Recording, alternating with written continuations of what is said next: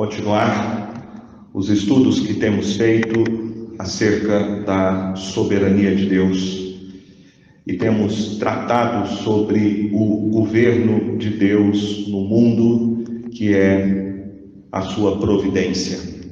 Hoje nós vamos meditar em Filipenses 4, do verso 10 ao verso 19, e vamos meditar no seguinte tema: a providência de Deus e o contentamento cristão.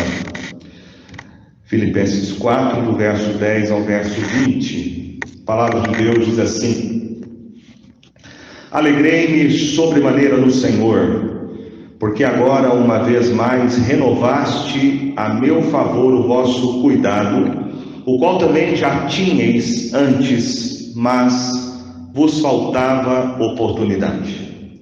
Digo isso não por causa da pobreza, porque aprendi a viver contente em toda e qualquer situação. Tanto sei estar humilhado, como também ser honrado, de tudo em todas as circunstâncias. Já tenho experiência, tanto de fartura como de fome, assim de abundância como de escassez. Tudo posso naquele que me fortalece. Todavia fizestes bem, associando-vos na minha tribulação. E sabeis também vós, ó Filipenses, que no início do Evangelho, quando parti da Macedônia, nenhuma igreja se associou comigo no tocante a dar e receber, senão unicamente vós outros. Porque até para Tessalônica mandastes, não somente uma vez, mas duas o bastante para as minhas necessidades. Não que eu procure o donativo, mas o que realmente me interessa é o fruto, que aumente o vosso crédito. Recebi tudo e tenho abundância. Estou suprido, desde que Epafrodito me passou as mãos, o que me veio de vossa parte como aroma suave, como sacrifício aceitável e aprazível a Deus. E o meu Deus, segundo a sua riqueza em glória, há de suprir em Cristo Jesus cada uma de vossas necessidades. Ora, a nosso Deus e Pai seja a glória pelos séculos dos séculos. Amém. Temos estudado então sobre a providência de Deus. A providência de Deus diz respeito ao exercício regencial de Deus no mundo. A providência de Deus explica como que Deus governa e dirige todas as coisas que ocorrem na nossa vida, na história do mundo e de maneira especial na história da sua igreja. Como viver diante da providência de Deus nos dias maus? O segredo para isso é viver uma vida de contentamento. Contentamento. O que é contentamento? Paulo fala sobre contentamento em 1 Timóteo capítulo 6, verso de número 6.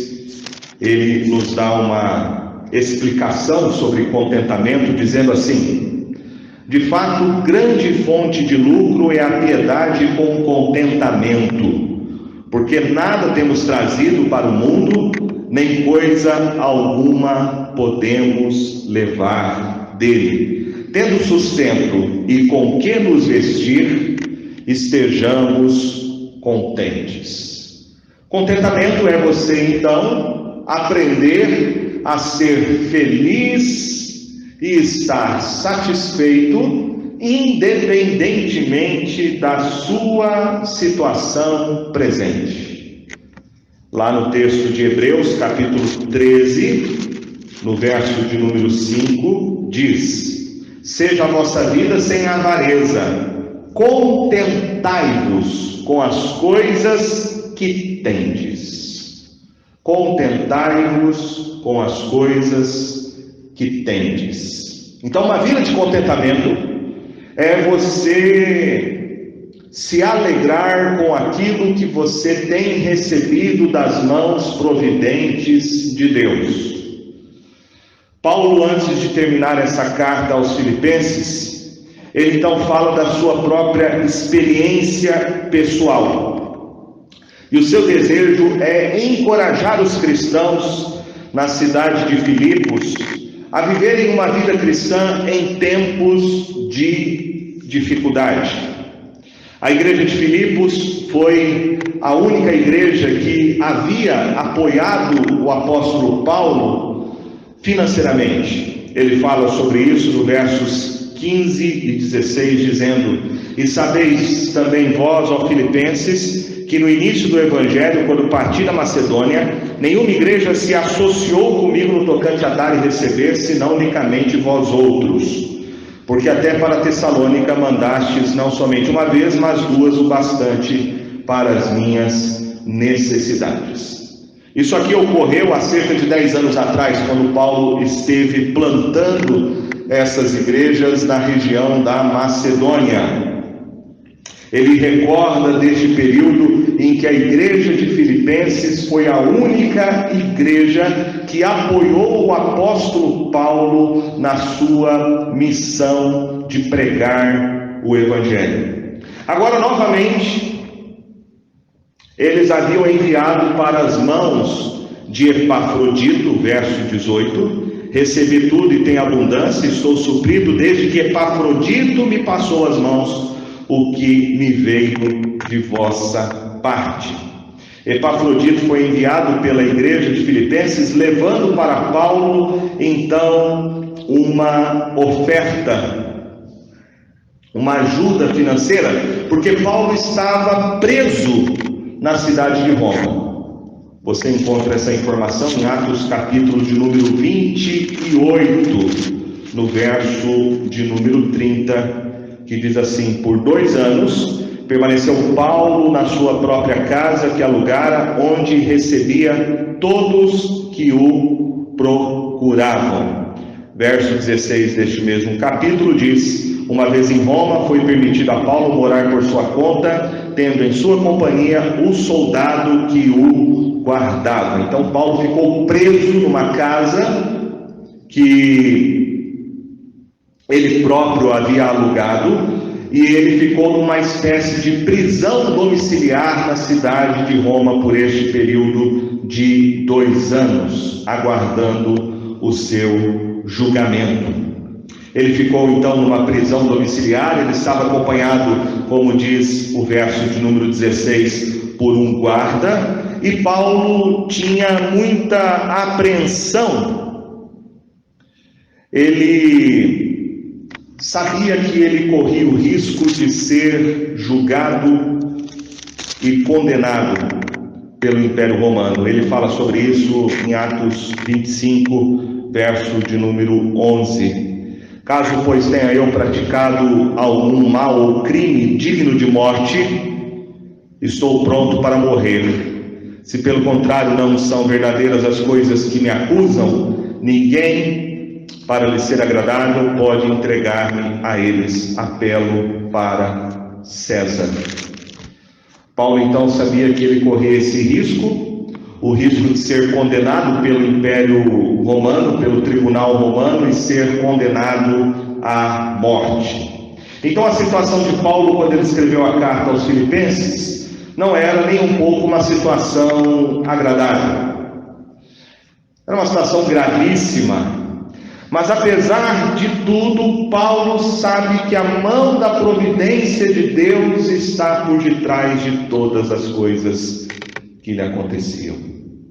Ele fala isso aos Filipenses no capítulo de número 1, verso de número 12 ao verso 14, quando ele diz assim: quero ainda, irmãos, cientificar-vos de que as coisas que me aconteceram têm antes contribuído para o progresso do Evangelho, de maneira que as minhas cadeias em Cristo se tornaram conhecidas de toda a guarda pretoriana e de todos os demais. E a maioria dos irmãos, estimulados no Senhor por minhas algemas, ousam falar com mais desassombro a palavra de Deus.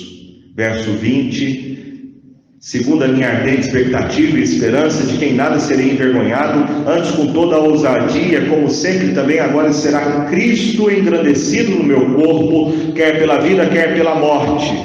Porquanto para mim o viver é Cristo e o morrer é lucro. Entretanto, se o viver na carne traz fruto para o meu trabalho, já não sei o que hei de escolher. Ora, de um lado e do outro estou constrangido, tendo desejo de partir e estar com Cristo, o que é incomparavelmente melhor, mas por vossa causa é mais necessário permanecer na carne.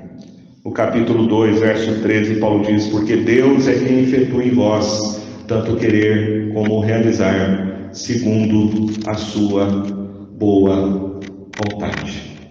Paulo sabia que tudo que estava acontecendo com ele fazia parte de um plano de Deus para a sua vida, um plano que, através dessa prisão, o Evangelho estava sendo pregado, embora Paulo estivesse algemado. E o reino de Deus estava avançando, mesmo que houvesse uma oposição da parte dos homens. Oposição essa que vinha, sem dúvida, do reino das trevas. Mas Paulo sabia que, acima de todas as coisas, havia a mão da providência de Deus dirigindo todas as situações. E aqui então, no texto que lemos, Paulo fala de 5 princípios para nós vivermos debaixo da providência de Deus com o contentamento necessário. Veja comigo o verso 10, nós temos o primeiro princípio. Para viver contente, você precisa confiar na providência de Deus. Verso 10, Paulo diz: alegrei-me sobremaneira no Senhor, porque agora uma vez mais renovastes a meu favor o vosso cuidado, o qual também já tinhais antes, mas vos faltava oportunidade. Já havia se passado cerca de 10 anos e nós não sabemos qual é a razão. Alguns sugerem que a igreja de Filipos não sabia muito bem onde o apóstolo Paulo estava, já que naquele período era muito difícil a comunicação entre as pessoas. Mas Paulo diz que a igreja de Filipos não o ajudou durante aquele período, porque apenas lhe faltava uma oportunidade. Paulo aqui ele não se queixa da igreja de Filipos. Ele não diz que a igreja de Filipos havia abandonado ele, mas ele compreende que tudo está debaixo da providência de Deus. Não faltava então ingratidão, nem a igreja de Filipos estava sendo infiel, mas Paulo apenas diz: vos faltava oportunidade. Vos faltava oportunidade. O que Paulo está querendo dizer com isso é que todas as coisas estão debaixo da providência de Deus. Paulo confiava de que Deus dirigia tudo em sua vida. Ele era regido por aquele princípio que ele mesmo escreve aos Romanos no capítulo 28, quando ele diz: todas as coisas cooperam para o bem daqueles que amam a Deus, daqueles que são chamados segundo o seu propósito. Confiar na providência de Deus, de que Deus dirige a nossa vida, é algo fundamental para você ter uma vida de contentamento. Jesus falou sobre isso em Mateus, capítulo de número 6, quando ele trata acerca das nossas necessidades mais básicas e fundamentais: a necessidade de comer, a necessidade de vestir, a necessidade de beber. E Jesus diz lá em Mateus 6, verso 31 e 32: Portanto, não vos inquieteis com o dia, não vos inquieteis dizendo o que comeremos, que beberemos ou com que nos vestiremos, porque os gentios é que procuram todas essas coisas, pois vosso Pai Celeste sabe que necessitais de todas elas. Crer na providência de Deus, saber que Ele é um Pai que sabe a sua necessidade antes mesmo de você pedir, é fundamental para você viver contente em toda e qualquer situação debaixo da providência divina. Há duas maneiras de Deus agir na história. Uma das maneiras de Deus agir na história é fazendo milagres. O milagre é nada mais do que a intervenção sobrenatural de Deus na ordem natural. Milagre não se explica. O milagre é Deus abrir o mar vermelho. Milagre é Deus fazer um paralítico andar. Milagre é Deus fazer um surdo ouvir. Mas a maneira como Deus dirige todas as coisas não é milagre, mas sim providência de Deus. E esta é a maneira ordinária de Deus reger a história. Ele governa a história pela sua mão providente. Os milagres são eventos extraordinários de Deus. O milagre são intervenções pontuais de Deus na história, mas o meio ordinário de Deus dirigir todas as coisas é pela sua providência. O sábio Salomão, falando acerca da providência de Deus, ele disse em Provérbios, capítulo de número 16, verso de número 9: o coração do homem traça o seu caminho, mas o Senhor lhe dirige os passos. O Senhor lhe dirige os passos. O texto de Filipenses 2,13, o texto que nós já lemos, Paulo diz: porque Deus quem efetua em vós tanto querer como realizar, segundo a sua vontade. Quando você crê que Deus dirige todas as coisas, quando você compreende o controle soberano de Deus na história, isso é fundamental para que você tenha então contentamento. Esse é o primeiro princípio que Paulo cria. Ele cria na providência de Deus, e crer na providência de Deus é uma maneira de nós podermos ter contentamento em toda e qualquer situação. Ele sabia que Deus não iria deixá-lo, não iria abandoná-lo, e por isso Deus, no momento certo, Deus moveu o coração da igreja de Filipos para que através das mãos de Epafrodito aquela ajuda financeira chegasse no momento adequado. Crer na providência de Deus faz a gente viver feliz em toda e qualquer situação.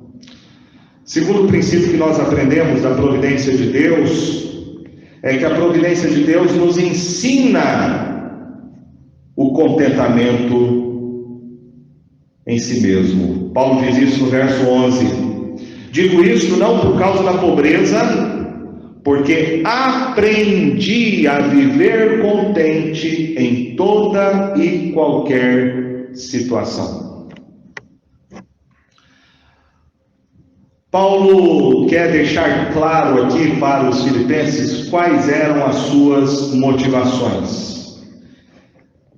E ele explica que apesar da sua situação econômica, ele não estava descontente com o que estava acontecendo na sua vida. Não importava a sua situação. Paulo diz aqui que absolutamente nada afetava o seu humor. A sua satisfação não foi mudada por causa das suas privações físicas. Ele estava satisfeito com o pouco que ele tinha para a sua subsistência. Por isso ele diz: digo isto não por causa da pobreza. Ele aprendeu a viver com pouco. Grande parte das pessoas hoje vivem descontentes, porque elas não sabem discernir entre a sua necessidade e o seu desejo. Hoje, no mundo que vivemos, praticamente todas as coisas se tornaram necessidade. Mas o que de fato a gente precisa para viver? Jesus disse em Mateus 6 que a gente precisa de comida, a gente precisa de roupa, a gente precisa de bebida. O apóstolo Paulo, lá em 1 Timóteo 6,8, ele fala que se nós temos sustento e com que nos vestir, estejamos contentes. Hoje existem pessoas que vivem suas vidas infelizes. Elas têm muito mais do que os nossos avós tinham, e mesmo assim elas continuam insatisfeitas. Se você fazer uma comparação da vida que hoje nós temos, a vida moderna, de todas as nossas facilidades e confortos que a vida moderna nos oferece, e compararmos a vida que temos com a vida dos nossos avós, nós vamos perceber que hoje nós temos uma geração de pessoas insatisfeitas. A despeito de todo o avanço tecnológico, a despeito de todo o conforto que existe hoje, Paulo viveu contente, porque ele entendia que o fim principal do homem não é ter as suas necessidades atendidas, mas o fim principal do homem é glorificar a Deus e gozá-lo para sempre. Por isso ele aprendeu a viver contente com pouco que ele tinha. O terceiro princípio que a gente aprende sobre a providência de Deus e o que ela nos ensina é que a providência de Deus, ela é uma grande escola. Ela nos dá lições durante a vida para aprendermos a viver contente em qualquer situação. Verso 12, Paulo diz: tanto ser estar humilhado, como também ser honrado. De tudo, em todas as circunstâncias, já tenho experiência, tanto de fartura como de fome, assim de abundância como de escassez. Paulo aqui explica o que é que significa a essência do contentamento. Ele diz: eu sei estar humilhado como ser honrado. Eu tenho experiência, eu sei o que é fartura e o que é fome. Eu sei o que é abundância e o que é escassez. Ou seja, Paulo aprendeu essas coisas por experiência. Ele não é aqui um teólogo que vive numa torre de marfim. Ele não é alguém que está escrevendo uma carta sem ter vivido tudo aquilo que ele está ensinando para a igreja de Filipenses. Ele próprio estava preso na cidade de Roma. Preso. Então, contentamento é algo que você aprende, e aprende com as experiências que você vai viver debaixo da providência divina. Paulo nos ensina aqui algo muito importante sobre contentamento. Ele nos ensina que as circunstâncias difíceis são situações que muitas vezes roubam o nosso contentamento. É por isso que Paulo diz: eu sei estar humilhado, eu sei estar honrado, eu sei o que é ter fartura, o que é ter fome, eu sei o que é abundância, eu sei o que é escassez. Ele está referindo-se aqui às questões meramente materiais.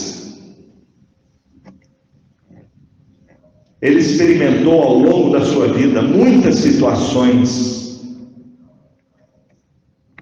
Ele vai nos dar, por exemplo, lá em 2 Coríntios, uma lista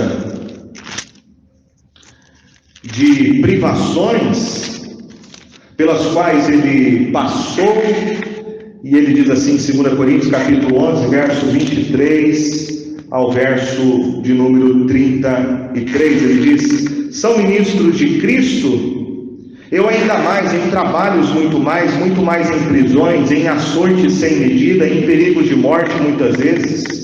5 vezes recebi dos judeus uma quarentena de açoites menos um. Fui 3 vezes fustigado com varas, uma vez apedrejado, em naufrágio 3 vezes. Uma noite, um dia passei na voragem do mar, em jornadas muitas vezes, em perigos de rios, em perigo de salteadores, em perigos entre patrícios, em perigos entre gentios, em perigos na cidade, em perigos no deserto, em perigos no mar, em perigos entre falsos irmãos. Em trabalhos e fadigas, em vigílias muitas vezes, em fome, sede, em jejuns muitas vezes, em frio e nudez. Veja todas essas situações que Paulo experimentou ao longo da sua vida. Por isso ele diz aos Filipenses: eu tenho experiência, eu já tenho experiência.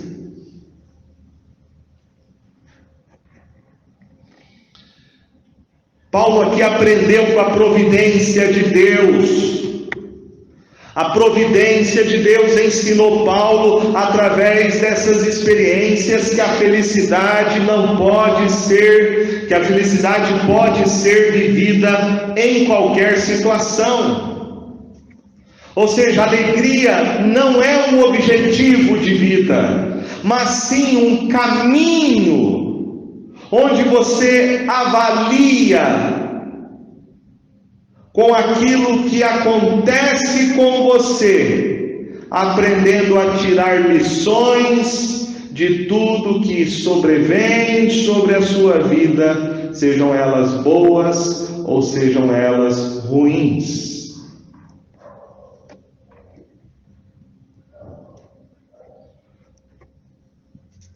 Paulo diz: aprendi a viver contente em toda e qualquer situação.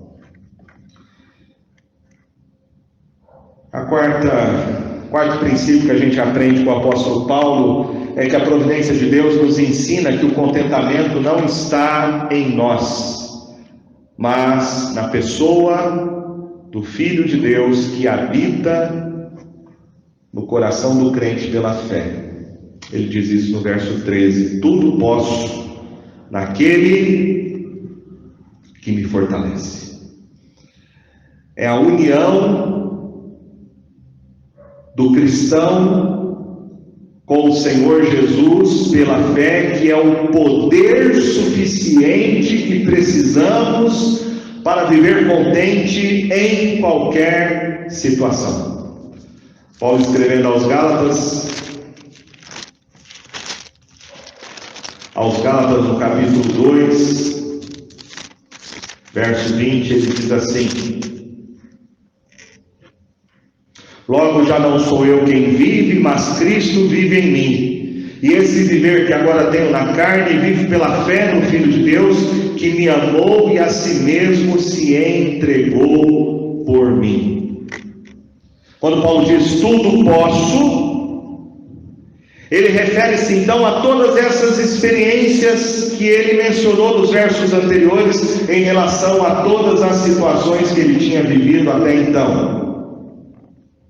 E ele sabia que o viver dele na carne era um viver pela fé em Cristo Jesus. Então ele tudo podia viver por causa daquele que habitava nele pela fé.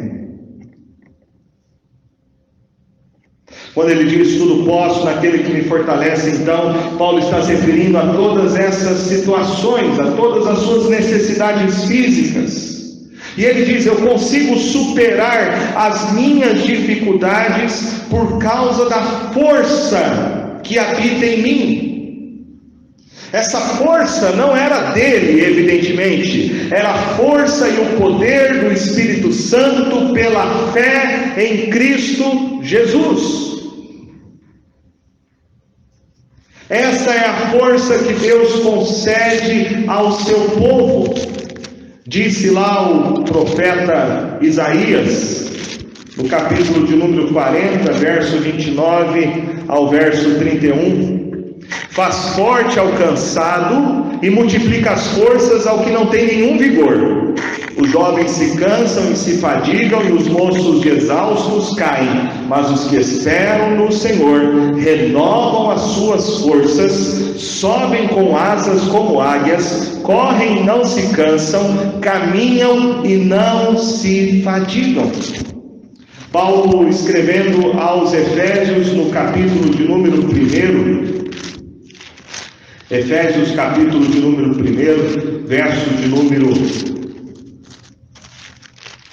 16 ao verso 23, ele diz assim: não cesso de dar graças por vós, fazendo menção de vós nas minhas orações, para que o Deus de nosso Senhor Jesus Cristo, o Pai da glória, vos conceda espírito de sabedoria e de revelação no pleno conhecimento dele, iluminados os olhos do vosso coração, para saberdes qual é a esperança do seu chamamento, qual a riqueza da glória da sua herança dos santos, e qual a suprema grandeza do seu poder para com os que cremos, segundo a eficácia da força do seu poder, o qual exerceu ele em Cristo, ressuscitando dentre os mortos e fazendo sentar à sua direita nos lugares celestiais, acima de todo principado e potestade, poder e domínio, e de todo nome que se possa referir, não só no presente século, mas também no vindouro, e pôs todas as coisas debaixo dos pés, para ser o cabeça sobre todas as coisas, o deu à igreja,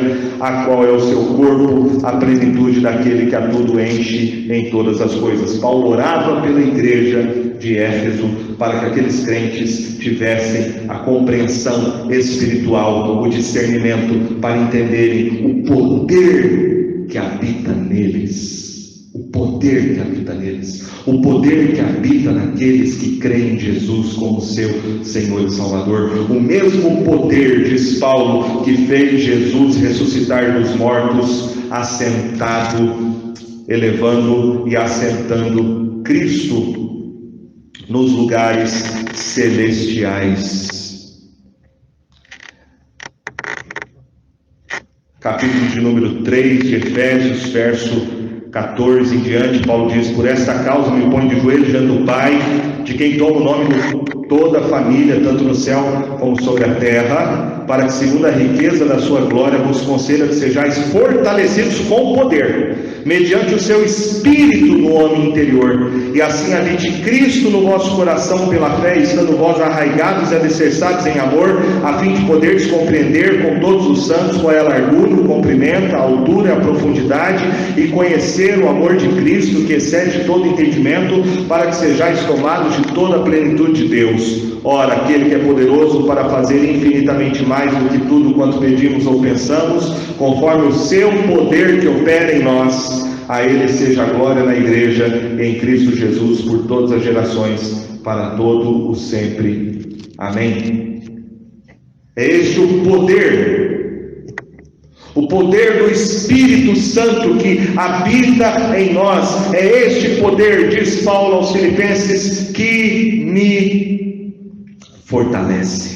É o poder do Espírito. É o poder daqueles que creem em Jesus como seu Senhor e Salvador. É essa força que o cristão tem para viver em qualquer situação. Como você pode ter esse poder para viver contente em qualquer situação?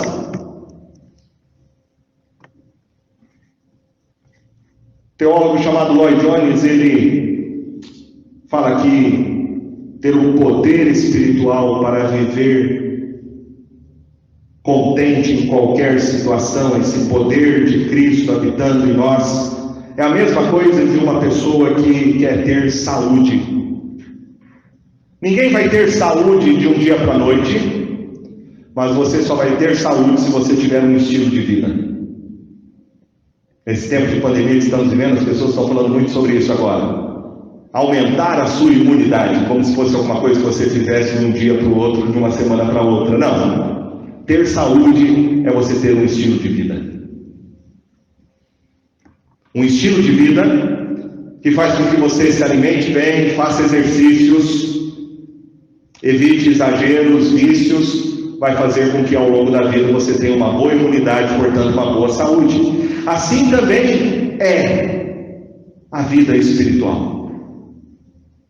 Você só vai ter uma vitalidade espiritual se você também viver uma vida comprometida com o Senhor Jesus.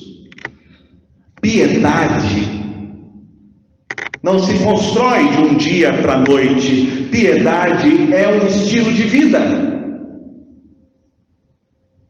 São disciplinas espirituais que nós exercitamos no dia a dia, de oração, de leitura da palavra, de fugir da tentação. São práticas espirituais que nós incorporamos como nosso estilo de vida, que vão fazer com que tenhamos contentamento para viver em qualquer situação. É um estilo de vida, é uma comunhão diária com o Senhor Jesus, que fará com que nós possamos viver em qualquer momento. Ter a força, a vitalidade do Espírito para podermos suportar qualquer situação. É isso que Paulo está dizendo aqui. Era por isso que ele podia dizer: tudo posso naquele que me fortalece. Ele tinha comunhão diária com o Senhor Jesus. Em quinto lugar e último, a providência de Deus nos ensina que contentamento é quando você compreende o seu papel no mundo em relação à necessidade do seu próximo. Veja o que Paulo diz aí do verso de número 14 em diante. Todavia, fizeste bem associando-vos na minha tribulação. E sabeis também vós, ó Filipenses, que no início do Evangelho, quando parti da Macedônia, nenhuma igreja se associou comigo no tocante a dar e receber, senão unicamente vós outros, porque até para Tessalônica mandaste, não somente uma vez, mas duas, o bastante para as minhas necessidades. Não que eu procure o donativo, mas o que realmente me interessa é o fruto que aumente o vosso crédito. O que Paulo está dizendo aqui é que quem vive para si mesmo nunca saberá o que é contentamento. Mas aqueles cristãos na região da Macedônia, e principalmente a igreja de Filipenses, estavam vivendo uma vida de contentamento, porque eles sabiam o que era servir. Eles entendiam muito bem o significado do que é ser um mordomo de Cristo Jesus.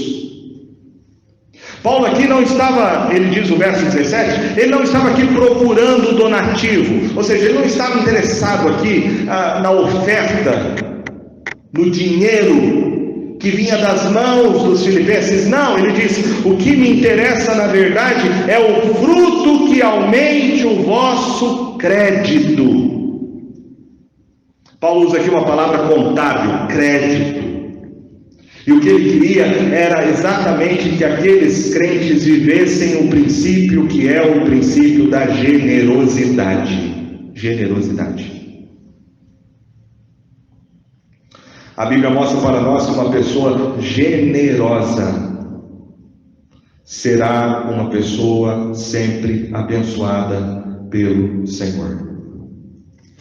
Jesus disse em Lucas, capítulo 6, verso de número 38: Dai e dar-se-vos-á boa medida, recalcada, sacudida, transbordante, generosamente vos darão, porque com a medida com que tiverdes medido, vos medirão também.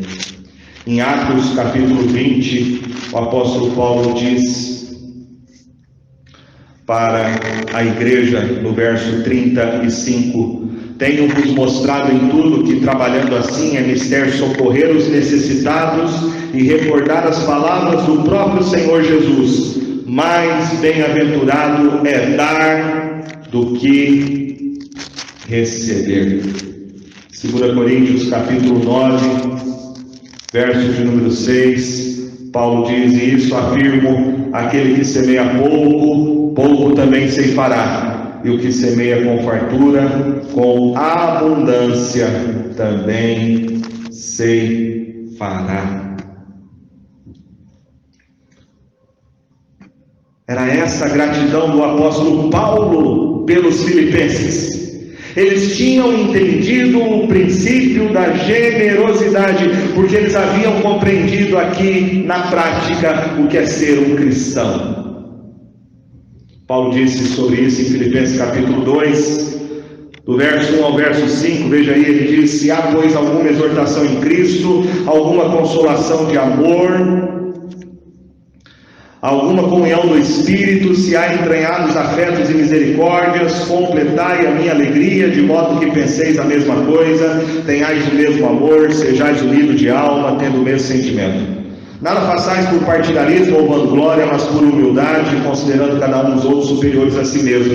Não tenha cada um em vista o que é propriamente seu, senão também cada qual o que é dos outros, tendo em vós o mesmo sentimento que houve também em Cristo Jesus. Pois ele, subsistindo em forma de Deus, não julgou como usurpação ser igual a Deus, antes a si mesmo se esvaziou, assumindo a forma de servo, tornando-se em semelhança de homens, e reconhecido em figura humana, a si mesmo se humilhou, tornando-se obediente até a morte, e morte de cruz. Os filipenses haviam entendido o que é ser um cristão, e eles estavam vivendo exatamente esse princípio da generosidade, do amor ao próximo, porque eles entendiam que eles deveriam viver como Cristo viveu, como um servo, que não veio para ser servido, mas para servir e dar sua vida em resgate de muitos. Paulo diz aqui claramente então para a igreja de que servir o próximo, socorrê-lo, apoiar a obra missionária é um ato que agrada a Deus, é um culto a Deus. Por isso diz o verso de número 18: Recebi tudo e tenho abundância, estou suprido desde que Epafrodito me passou as mãos, o que me veio de vossa parte como aroma suave, como sacrifício aceitável e aprazível a Deus. É um ato de culto você ajudar o próximo, Paulo está dizendo. Ele usa a mesma linguagem que era usada no Velho Testamento para se referir aos sacrifícios oferecidos a Deus. Deus se agrada, Deus abençoa aquele que é generoso de maneira altruísta. Verso 19, Paulo diz: E o meu Deus, segundo a sua riqueza em glória, há de suprir em Cristo Jesus cada uma de vossas necessidades. Paulo falando sobre isso lá em 2 Coríntios capítulo 9, do verso 7 em diante, ele diz: Cada um contribua segundo tiver proposto no coração, não com tristeza ou por necessidade, porque Deus ama a quem dá com alegria. Deus pode fazer-vos abundar em toda graça, a fim de que, tendo sempre em tudo ampla suficiência, superabundeis em toda boa obra, como está escrito: distribuiu, deu aos pobres, a sua justiça permanece para sempre. Ora, aquele que dá semente ao que semeia e pão para alimento, também suprirá e aumentará a vossa sementeira e multiplicará os frutos da vossa justiça. Paulo aqui não está falando de barganha, não é isso que ele está ensinando aqui. O que infelizmente muitos falsos profetas estão ensinando nos dias de hoje. Não. Paulo está ensinando aqui um princípio. O princípio é generosidade. A generosidade que nós aprendemos no Evangelho. A generosidade que nós aprendemos no próprio exemplo de Cristo Jesus, que deu sua vida por nós. A generosidade desse grande amor de Deus Pai em ter enviado o seu Filho para ser o nosso Salvador. E quando nós vivemos o princípio da generosidade, isto glorifica a Deus. É um ato de culto. E Deus se agrada disso. E Deus abençoa aquele que é generoso. Não como troca, não como barganha, mas porque isso glorifica a Deus. A motivação daquele que oferta, daquele que ajuda, daquele que socorre o aflito, o necessitado, é por amor. É por amor. Não é troca, não é barganha, mas é por amor a Cristo e por amor ao próximo. E é isso que a igreja então de Filipenses havia entendido. E Paulo diz, por causa disso, o meu Deus, segundo a sua riqueza e glória, há de suprir em Cristo Jesus cada uma de vossas necessidades. Necessidades aqui não só espirituais, mas também necessidades materiais. E ele conclui, ora,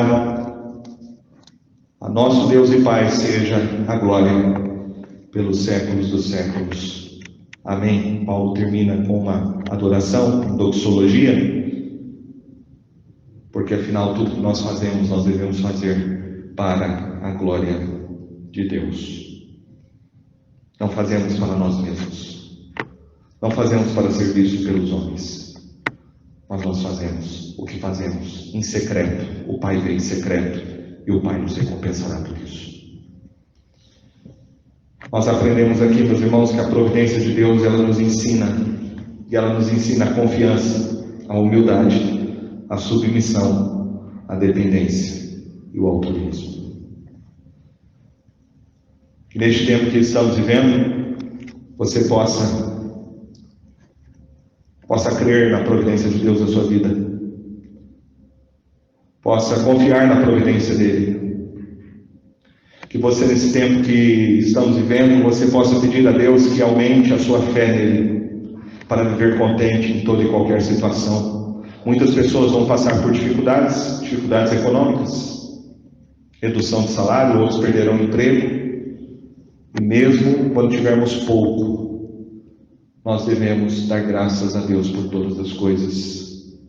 Nós devemos agradecer a Deus mesmo no pouco. Nós devemos pedir a Deus que nos ensine a viver contente em qualquer situação, sabendo que é Cristo Jesus habitando em nós pelo Espírito Santo que nos fortalece e nos capacite. Portanto, acima de tudo, busque essa comunhão com Jesus diária na sua vida. Para ter saúde é necessário ter disciplina. Para ter saúde espiritual é necessário você ter disciplinas espirituais. Busque comunhão com Jesus. Porque assim você vai, então, aprender a viver feliz, a estar satisfeito, a glorificar a Deus, independentemente de qualquer situação que você esteja vivendo. E por último, nunca se esqueça, seja sempre grato a Deus. Aprenda a repartir, a dividir, a abençoar aqueles que precisam. Isso é culto a Deus, isso agrada a Deus.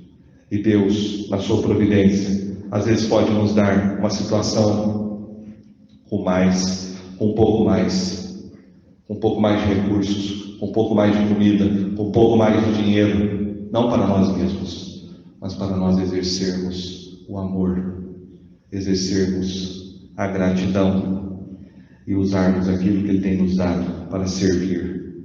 Como Deus nos deu Jesus, seu Filho, para nos servir por amor, para morrer naquela cruz, no nosso lugar, para nos dar vida eterna e salvação. Que Deus assim nos abençoe. Amém?